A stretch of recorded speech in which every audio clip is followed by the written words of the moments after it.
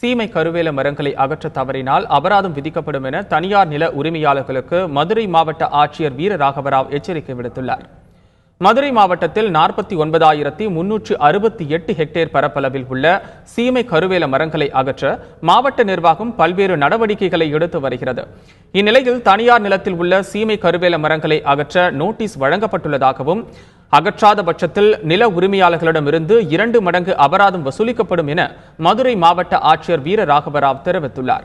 அபராதத்தை செலுத்த தவறினால் நிலம் கையகப்படுத்தப்படும் என்றும் மாவட்ட ஆட்சியர் எச்சரித்துள்ளார்.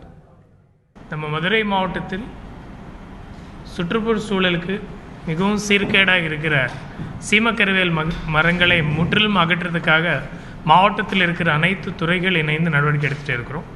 அனைவருக்கு பொது விளம்பரம் கொடுக்கப்பட்டுள்ளது. ஒரு தனிநபருக்கு இண்டிவிஜுவல் நோட்டீசஸ் கன்சர்ன் டிபார்ட்மெண்ட் மூலியம் வழங்கி அவர் எடுக்கலைன்னா அந்தந்த கன்சர்ன் லேண்டில் அரசு துறைகள் மூலியமாக எடுத்துட்டு அவருடைய லேண்டை ரெவென்யூ ரிகவரி ஆக்ட் மேலே அட்டாச் பண்ணப்படுவோன்னு இந்த நேரத்தில் அனைவருக்கும் தெரிவித்துக் கொள்ளும்.